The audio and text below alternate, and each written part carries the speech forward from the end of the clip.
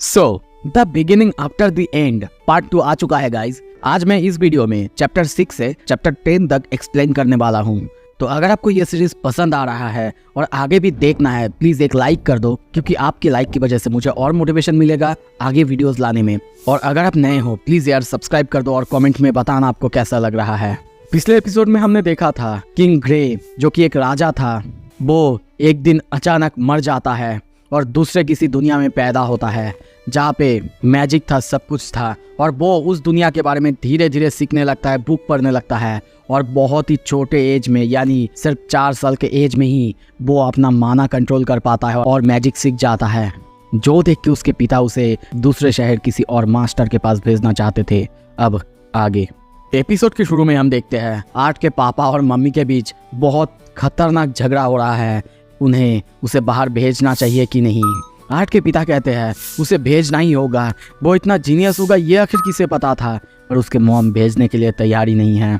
ये लोग झगड़ रहे थे और आर्ट उनको ऐसे देख रहा था, पर तभी दोनों एक साथ उससे पूछते हैं कि उसे क्या करना है, क्या उसे एक रियल टीचर चाहिए, यानी उसे जाना है कि नहीं। ये सुन के वो सोचता है, रुको, क्या वो लोग मुझे डिसाइड करने दे रहे हैं? क्या ये एक 4 साल के बच्चे के लिए कुछ ज़्यादा नहीं हो रहा है? और तभी वो कहता है, क्या मम्मी और डैडी मेरे साथ नहीं चल सकते? ये सुनते ही वो दोनों स्माइल करते हैं और हंसने लगते हैं कि ये उनके दिमाग में आया ही नहीं था। और अब वो लोग डिसाइड करते हैं कि वो लोग जायरस सिटी में जाएंगे और अब वहाँ पे जाने के लिए वो 3 वीक जर्नी के लिए प्रिपेयर होते हैं। सीन शिफ्ट होता है, हम आर्ट को बुक पढ़ते हुए देखते हैं। उसके मॉम उसके पास आती है और कहती है, मिस्टर तुम्हें बेड पे जाना चाहिए, याद तो है ना? और वैसे भी कल हमें जल्दी जल्दी निकलना है। ये सुन के वो कहता है, क्या माँ कल ही? वो कहती है, हाँ बेटा मुझे पता है इतनी रश तुम्हें भी पसंद नहीं है, पर क्या कर सकते हैं, तुम्हारे डैड की फ्रेंड्स द ट्विन हॉर्न्स कल ही जायरस सिटी के लिए निकल रहे हैं, तो उन्होंने ही कहा कि हम लोगों को वो साथ में ले जाएंगे। और ये सब कह के वो उसे सोने के लिए कह के चली जाती है। मॉम के जाने के बाद आर्ट अपने जर्नी के बारे में सोचने लगता है और ट्विन हॉर्न्स यानी उसके पिता के दोस्तों के बारे में सोचने लगता है। जैसे कि उसने सुना था पार्टी के अंदर 2 कॉन्ज्यूरर्स और 3 ऑगमेंटर्स है, इसकी वजह से उन्हें मदद मिल सकता है अगर रास्ते में कुछ भी प्रॉब्लम्स होंगे तो, और वो भी इस छोटे से शांत जगह से दूर कहीं जा पाएगा और इस दुनिया को एक्सप्लोर कर पाएगा। सीन शिफ्ट होता है, अगले दिन सुबह देखते हैं वो लोग निकल चुके हैं और कुछ ही देर बाद उनके सामने रे के दोस्त आते हैं। रे सबसे मिलता है और उसके बाद अपने बेटे से भी मिलाता है। आर्ट भी सबको बहुत अच्छे से ग्रीट करता है, पर ये सुनते ही एक बंदा उसके पास आता है और कहता है, रे तुम श्योर हो ना ये तुम्हारा ही बच्चा है? वैसे तुम अपने डैड की तरह बिल्कुल नहीं हो। इसका नाम है एडम, एक ऑगमेंटर है, स्पेशलिटी स्पीयर। तभी एक दूसरी बंदी उसे खींच के हक कर लेती है और कहती है, देखो तो ये बिल्कुल अपने माँ के ऊपर गया है। इसका नाम है एंजेला, एक कंज्यूरर, स्पेशलिटी विंड मैजिक। और तभी डॉर्डन वॉकर नाम का एक बहुत बड़ा सा बंदा उसे उठा लेता है और उसे नीचे रखते हुए उसे शाबाशी देता है। तभी वहाँ पे और एक लेडी थी, जैस्मिन नाम का, वो उसे देख के नोट करती है और बाहर से निकल जाती है। तभी पीछे से और एक बंदी आती है और कहती है, nice to meet you Arthur, मैं हूँ हेलेन, उसके बारे में तुम परवाह मत करो यार, वो ऐसी ही है। अब सबके आपस में परिचय होने के बाद वो लोग जर्नी शुरू करते हैं। आर्ट पीछे देखते हुए सोचता है, फाइनली जर्नी शुरू होता है। अब कुछ देर बाद शाम होता है। रात होने के बाद हम देखते हैं रे और बाकी सारे दोस्त मिलके कुछ वुल्फ्स के शिकार करते हैं और वहीं पे सब उनको पका के खाने लगते हैं।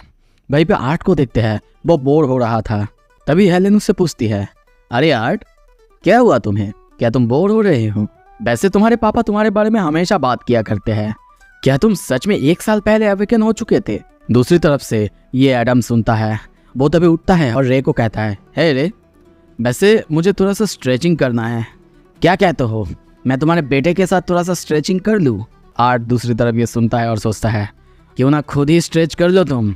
दूसरी तरफ रे उससे कहता है, हाँ जाओ, पर थोड़ा सा संभाल के, अभी ज़्यादा कुछ मैंने उसे सिखाया नहीं। और तभी देखते हैं एडम आर्थर को उठा के बाहर से ले जाने लगता है।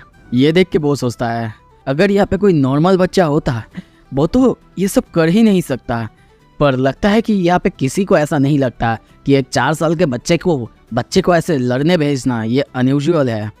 तभी देखते हैं एडम तैयार होता है उसे मारने के लिए। यह देख के आर्थर थोड़ा सा डरता है, सबकी तरफ देखता है, यहाँ तक कि अपने पापा की तरफ देख के फादर सन टेलीपैथी करता है और सोचता है मैं इस बंदे से कभी नहीं लड़ पाऊंगा, प्लीज अब इसे कहे मुझसे दूर रहे। पर यह सुन के रे उल्टा उसकी तरफ देख के कहता है जाओ बेटा, इसे अच्छे से संभालो। और ये देख के वो और ज़्यादा सैड होता है, पर अब उसके पास कोई रास्ता नहीं था। इसी वजह से हम देखते हैं वो तैयार होता है और अब वो बिल्कुल किंग ग्रे जैसा करता है और अपने जितने भी माना की ताकत था वो अपने तलवार के या फिर हाथ की तरफ लाता है।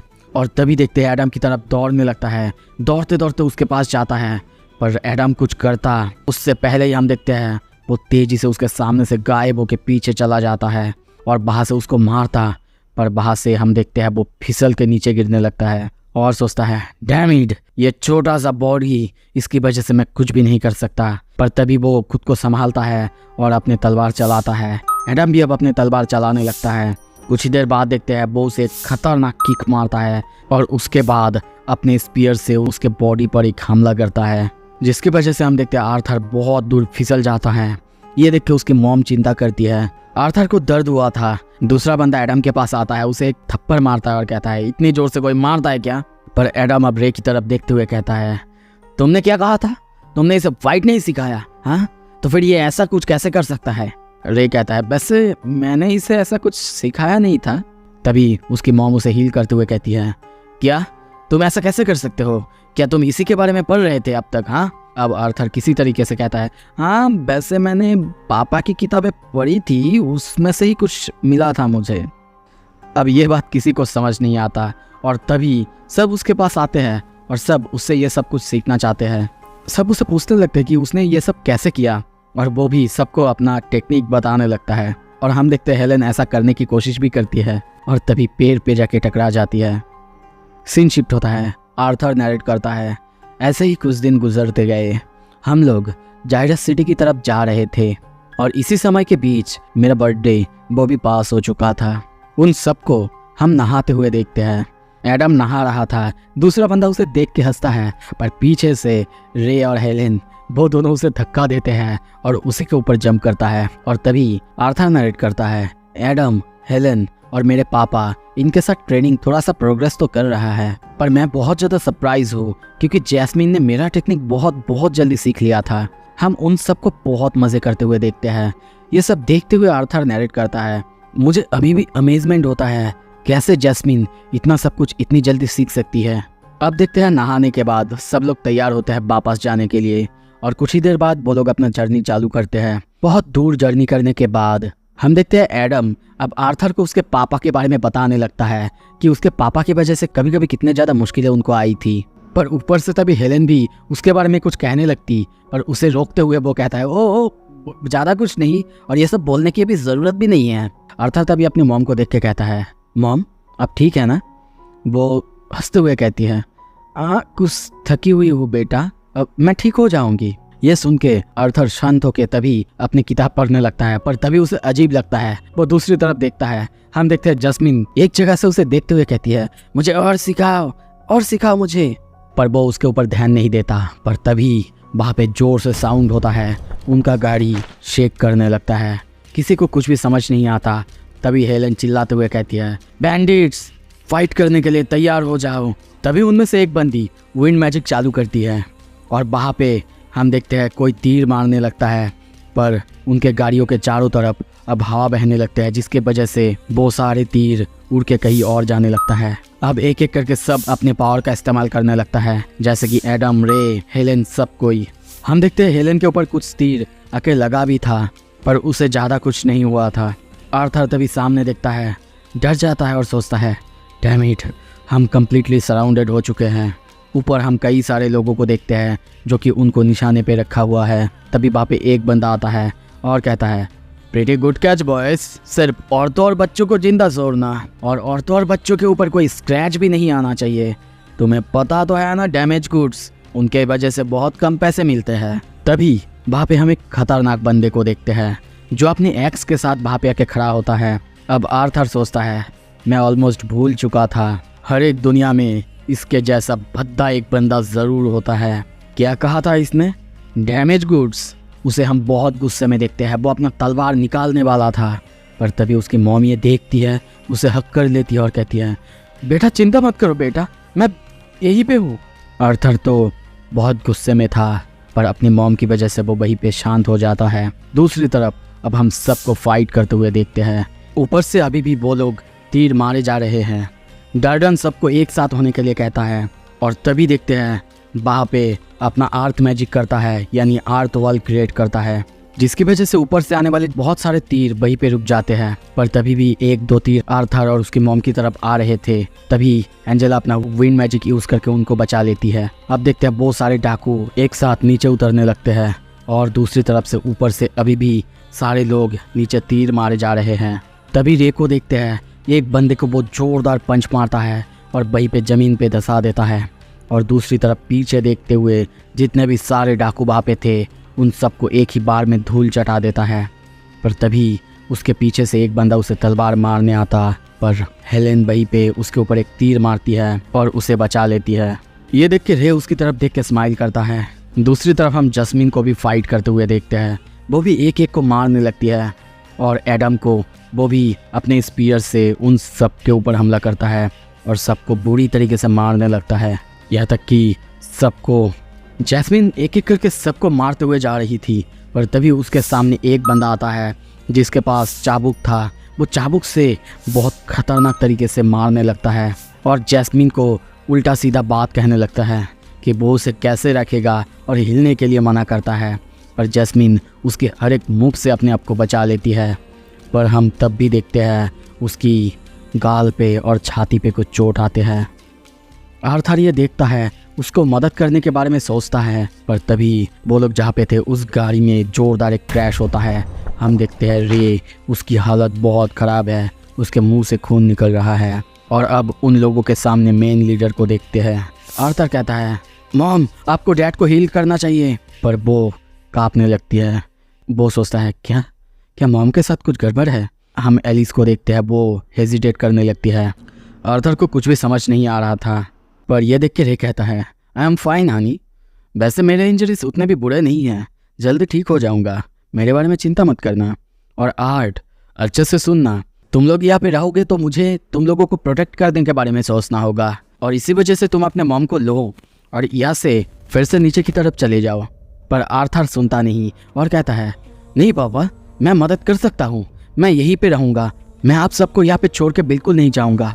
वो ये सुन के स्माइल करता है और कहता है, अच्छे से मेरी बात सुनो आर्थर, मुझे पता है तुम फाइट कर सकते हो और इसी वजह से मैं तुम्हारे हाथों में तुम्हारे मॉम को छोड़ रहा हूँ। अब अपने पापा की बात सुन के आर्थर बहुत शौक में था और पास्ट में बिताए हुए मॉम के साथ बहुत सारे बातें सोचता है, जब उसको लग रहा था कि उसकी मॉम कुछ अजीब बिहेव कर रही है, और सोचता है, क्या मॉम प्रेग्नेंट है। रे कहता है, मैं ये तुम्हें जायरस सिटी में पहुंचने के बाद बताने वाला था बेटा, पर अब हमारे पास कोई रास्ता नहीं था। और आर्थर ये सुनते ही कहता है, पापा आपको चिंता करने की ज़रूरत नहीं है, मैं मॉम को बचा लूँगा, मैं प्रॉमिस करता हूँ। एलिस रे को हील करने लगती है। रे कहता है, आर्ट तैयार हो जाओ, उनके पास वैसे 4 मेजेस है। डाकुओं के लीडर वो ये देखते ही कहता है, सानाफे उनके पास एक हीलर है, उसको भागने मत देना। तभी आर्थर अपने मॉम को लेके भागने लगता है और सोचता है, डैड मेरे लिए यहाँ पे मरना मत। आर्थर अपने मॉम को लेके भाग रहा था, पर तभी एक बंदा पीछे से उनके ऊपर हमला करता, पर एडम जल्दी से सामने आता है और उस बंदे को रोकता है। आर्थर को अपने मॉम के साथ जाने के लिए कहता है, पर तभी पीछे से एक बंदा आर्थर के ऊपर एम करता है, उसके मॉम के ऊपर एम करता है और एक खतरनाक तीर छोड़ता है जो कि उसके मॉम को लगता, पर आर्थर अपने तलवार की मदद से उसे बहुत मुश्किल से रोकता है। पर उसकी तलवार वो तो लकड़ी की बनी हुई थी, जिसकी वजह से हम देखते हैं वो तलवार वहीं पे टूट जाता है। पर वो बंदा जिसने ये तीर छोड़ा था, ये देख के वो बहुत ज़्यादा शौक होता है। हेलेन तभी उसे अपने तीर से मार देती है और उसे जल्दी से जाने के लिए कहती है। आर्थर भी भागने लगता है, पर तभी उसे याद आता है, कुछ तो गड़बड़ है। डैड ने कहा था उनके पास 4 मेजेस है, 1 2 3, पर 4 वो कहाँ है। तभी लीडर चिल्लाता है, प्लान के बारे में भूल जाओ और इन लोगों को जाने मत दो। ये सुनते ही आर्थर चौंकता है और सोचता है, क्या ये आखिर किसके बारे में बात कर रहा है। पर तभी देखते हैं एक बंदा अपना मैजिक चालू करता है। वो उनके ऊपर हमला करने के लिए तैयार था और आर्थर ये देखते ही सोचता है, नहीं, मैं अपनी माना यूज़ करके इसे डॉज करने के बारे में सोच तो सकता हूँ, पर मॉम इतना फास्ट नहीं होंगी, वो बच नहीं पाएंगी। Damn it. तभी देखते हैं वो बंदा हमला करता है। आर्थर को देखते हैं, वो सोचता है, सॉरी मॉम, पर मुझे ये करना ही था, और तभी अपने मॉम को जोर से धक्का देती है और वो अटैक उसके ऊपर लगने ही वाला था। वो नरेट करता है, मुझे पता था मैं ये कर नहीं पाऊँगा, पर अगर मैं नीचे गिरूँगा तो मेरे साथ उस मेज को भी ले जाऊँगा। और तभी अपने माना से एक तलवार उस मैजिक पावर के बीच में से मेज के पैर पे मारता है और माना स्ट्रिंग से उसे जकड़ लेता है।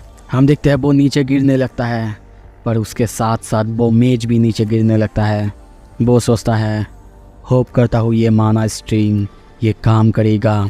हम देखते हैं वो माना स्ट्रिंग को ग्रैब करता है, पर ऊपर वो मेज भी अब नीचे गिरता, पर वो छोटे से चोटी को पकड़ा हुआ था। कुछ ही देर बाद वो चोटी भी टूट जाता है।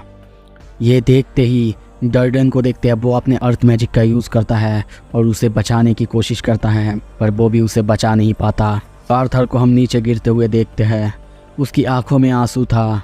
वो सोचता है, हाँ, देख के लगता है कि सब कोई ठीक होंगे। डैम इट, मैं हमेशा से एक बड़े भाई बनना चाहता था। वो रोने लगता है। अब क्या होगा? क्या आर्थर बच पाएगा? और अगर बचेगा तो वो अभी एक बच्चा है, इस क्रूल दुनिया में वो कैसे सरवाइव करेगा? अगर सब कुछ देखना है जल्दी से लाइक करो और कमेंट में ज़रूर बताना आपको ये एपिसोड कैसा लगा, और सब्सक्राइब करना। Thank you so much. Stay tuned.